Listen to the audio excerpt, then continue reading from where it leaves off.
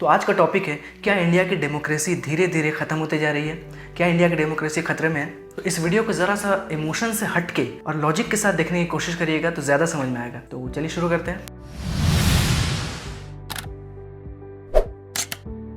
तो सबसे पहले हमें समझना होगा कि डेमोक्रेसी क्या है। डेमोक्रेसी एक ग्रीक वर्ड से आई है, डेमोस एंड क्रेटोस। डेमोस के मतलब होता है पीपल एंड क्रेटोस के मतलब होता है power. So democracy means the power of people.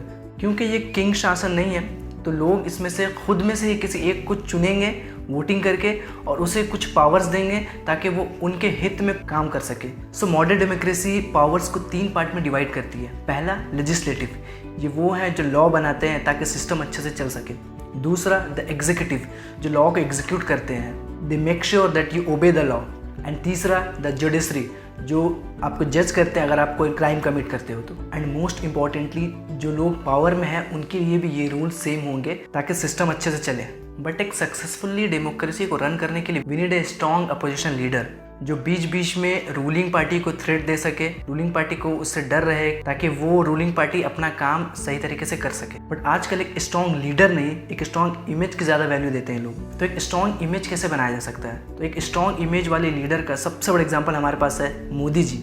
2014 से पहले उन्होंने अपना एक ऐसा स्ट्रॉन्ग इमेज बनाया एज ए अपोजिशन कि लोगों में एक होप जगी कि ये बंदा अगर प्राइम मिनिस्टर बन गया तो देश की उन्नति हो जाएगी। तो उस इमेज को बनाने के लिए उन्होंने सबसे बड़ा इस्तेमाल किया मीडिया का। ये राजनीति में 56 इंच का सीना बहुत अहम है।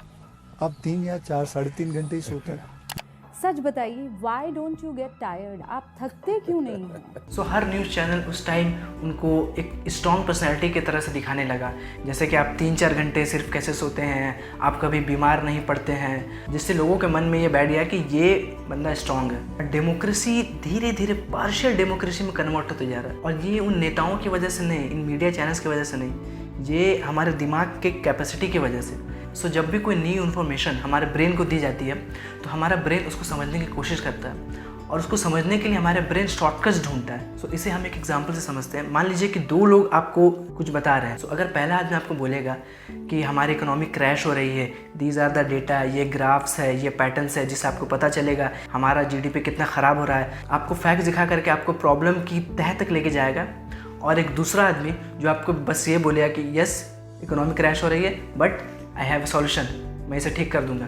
आप इसके बजाय कि उसको पूछो कि क्या सॉल्यूशन है, आप कैसे ठीक करोगे, आपका ब्रेन शॉर्टकट ले लिया कि हाँ ये बंदा सही कह रहा है, ये बंदा सही होगा। बिकॉज प्रॉब्लम क्या है, प्रॉब्लम कितना कॉम्प्लेक्स है, इसे किसी को फ़र्क ही नहीं पड़ता, कोई जानना ही नहीं चाहता इतना सब कुछ। बस लोगों को ईजी सॉल्यूशन दे दो, भले वो इफेक्टिव हो नहीं हो, एग्जीक्यूट ठीक से हो नहीं हो, उससे फ़र्क नहीं पड़ता लोगों को। इस फेलियर का सबसे बड़ा एग्जाम्पल है डिमोनेटाइजेशन। उस टाइम में लोगों को फ़र्क ही नहीं पड़ता था कि इकोनॉमी की क्या हालत है, ब्लैक मनी की क्या हालत है, all they need is solution.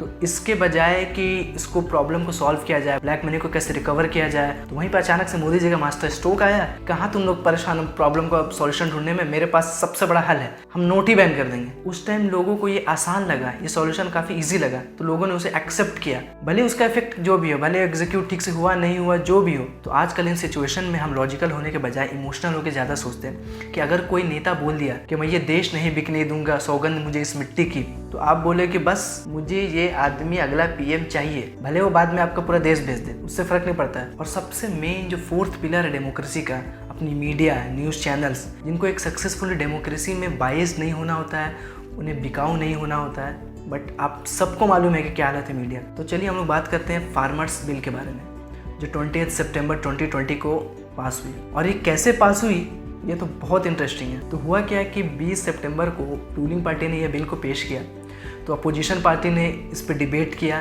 कि there are some things which are not good in this bill. तो ये डिबेट काफ़ी लंबा चलने लगी। तो हमारे स्पीकर साहब जो थे, ऑनरेबल स्पीकर साहब, उन्होंने कहा कि इस पर बाकी डिबेट आप कल करते हैं। बट जो मेंबर्स थे उन्होंने कहा नहीं, इसका रिजल्ट हमें आज ही चाहिए। तो अब उनको लगने लगा कि ये काफ़ी लंबा चल रहा है प्रोसेस, तो उन्होंने क्या किया कि वॉइस वोटिंग करने लगा। तो वॉइस वोटिंग का मतलब क्या होता है? वॉइस वोटिंग का मतलब ये होता है कि जो भी बिल के सपोर्ट में है वो आए चिल्लाएंगे और जो भी बिल के सपोर्ट में नहीं है वो नो चिल्लाएंगे। तो लोगों ने चिल्लाना शुरू किया, तो स्पीकर साहब को लगा कि आए ज़्यादा है, मतलब बिल के सपोर्ट में लोग ज़्यादा है तो उन्होंने बिल पास कर दिया। बट ये जो वॉइस वोटिंग है नॉर्मली यूज़ कर सकते हैं आप जब मेजोरिटी टोटली क्लियर है, 90% लोग सपोर्ट में है, 10% लोग सपोर्ट में नहीं है। बट जहाँ पे 60-40, 55-45 का रेशियो हो तो वहाँ पे ये वॉइस वोटिंग नहीं चल सकता है। और वॉइस वोटिंग का एक रूल ये भी है कि अगर किसी भी मेंबर अगर अपोज करे कि नहीं वॉइस वोटिंग नहीं होनी चाहिए तो वो वॉइस वोटिंग को रद्द कर दी जाएगी। बट स्पीकर साहब ने किसी की भी नहीं सुनी और बस जल्दी जल्दी में बिल को पास कर दिया। और बस अब इस बिल के पास होने के बाद हमारे सारे किसान भाई प्रोटेस्ट में बैठे हैं। अब उन्हें कौन समझाए कि राज्यसभा के अंदर बैठे हुए मेंबर्स की जब किसी ने नहीं सुनी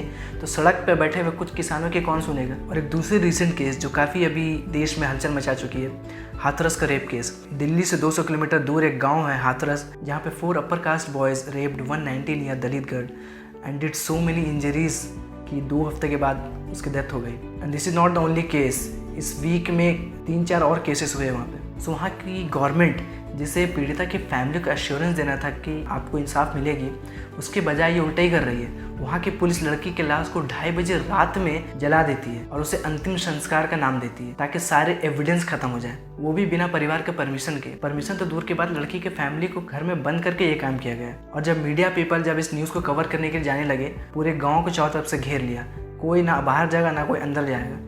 और वहाँ के जो डीएम साहब थे वो ये कह रहे हैं कि ये मीडिया पीपल जो है आज है कल नहीं रहेंगे, हम हैं यहाँ पे, हम ही हमेशा रहेंगे। तो सोच लो क्या करना है, मतलब वो उनको इनडायरेक्टली धमकी दे रहे हैं। सर आपका फैमिली को एक स्टेटमेंट आया है, आप फैमिली को बोल रहे हैं कि ये मीडिया तो चली जाएगी, फिर हम ही लोग यहाँ रहेंगे, आप ट्रबल में आ जाएंगे अगर आप लोगों ने स्टेटमेंट बदला।